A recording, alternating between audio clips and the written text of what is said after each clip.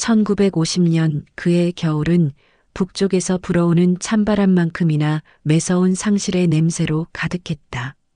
할아버지는 그 냄새를 평생 잊지 못할 것이다.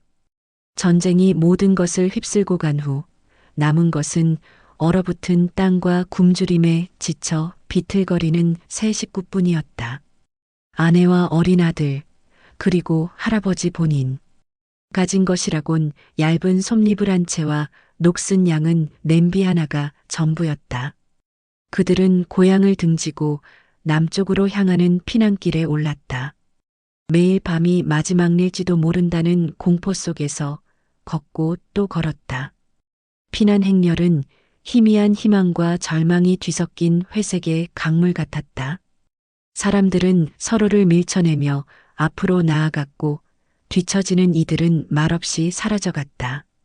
며칠을 굶주려 눈앞이 아득해질 때쯤 갓 7살이 된 아들은 더 이상 걸을 힘이 없어 길바닥에 주저앉았다. 아들의 마른 기침 소리는 칼날처럼 할아버지의 심장을 찔렀다. 아내는 눈물조차 메말라버린 얼굴로 허공만 응시했다.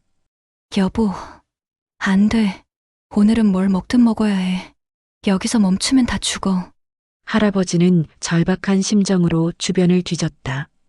흙먼지 속 잿더미가 된 초가집터, 그리고 피난민들이 급하게 버리고 간 잡동사니들.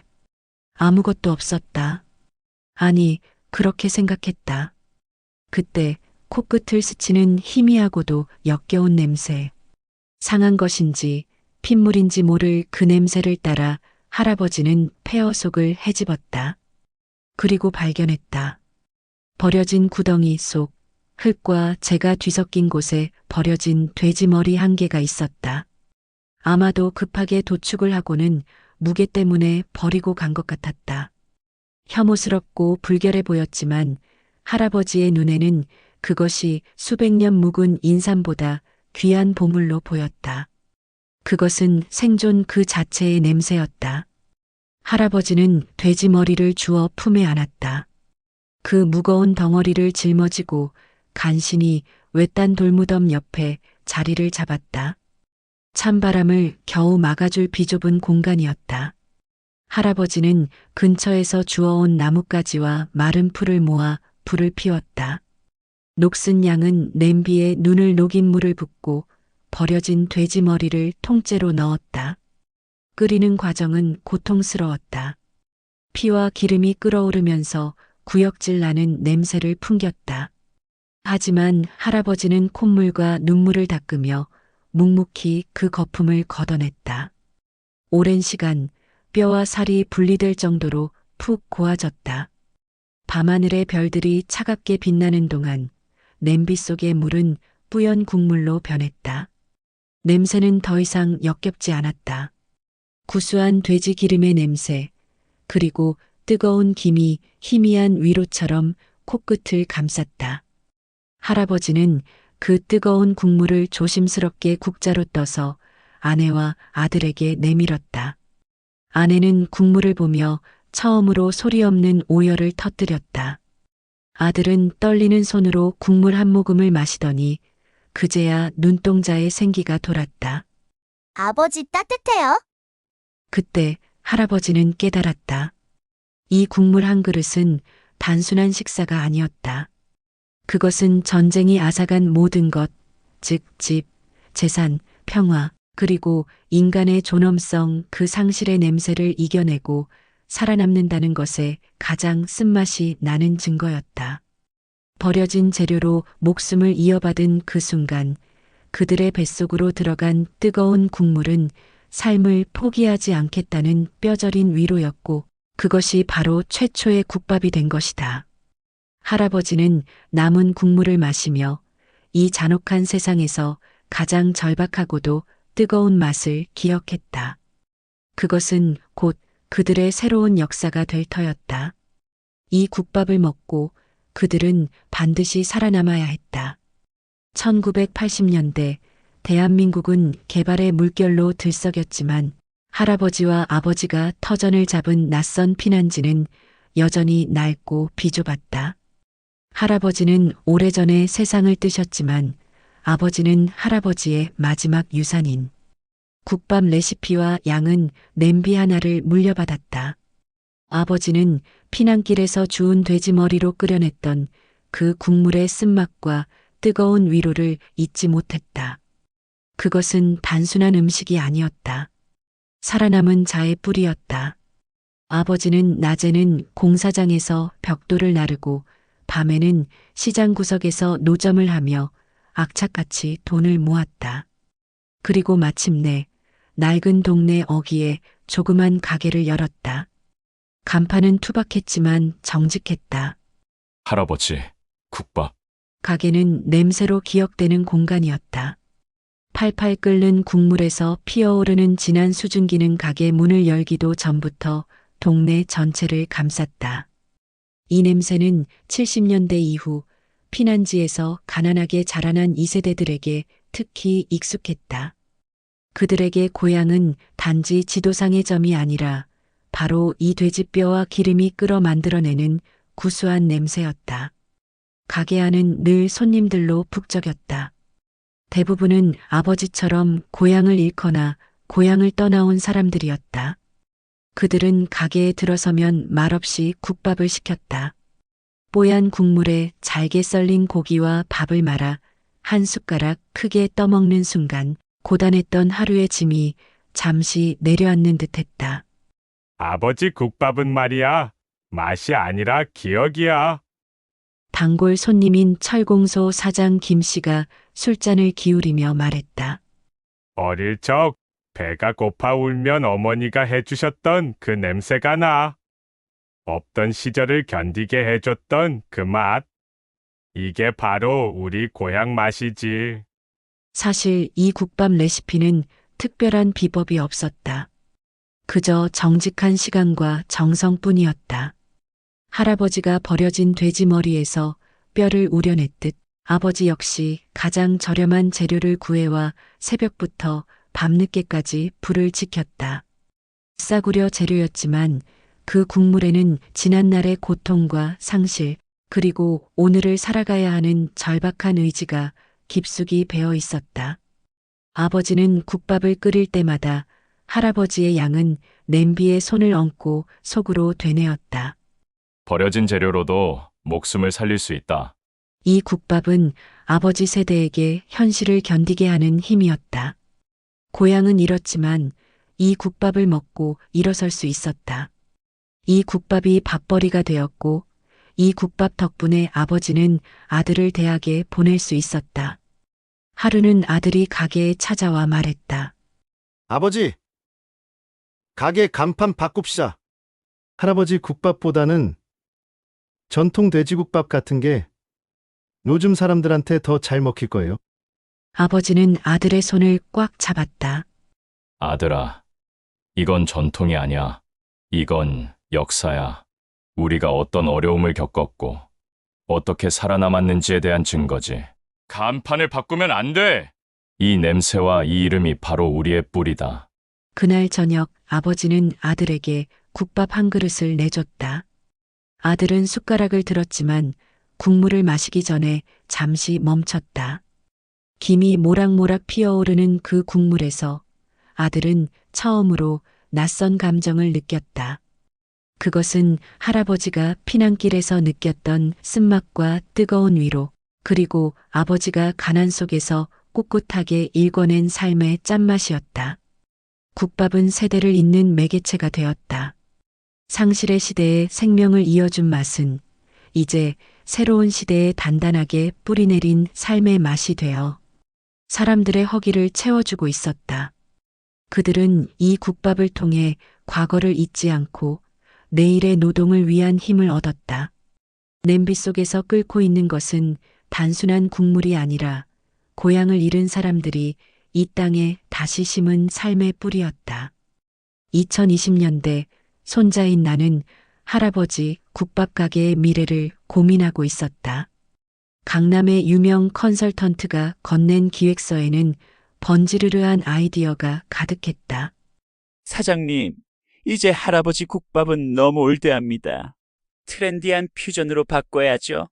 메뉴는 간소화하고 육수는 팩으로, 서비스는 키오스크로. 이대로는 보수적인 구식 식당으로 남을 수밖에 없어요. 컨설턴트의 말은 거부할 수 없는 진실이었다.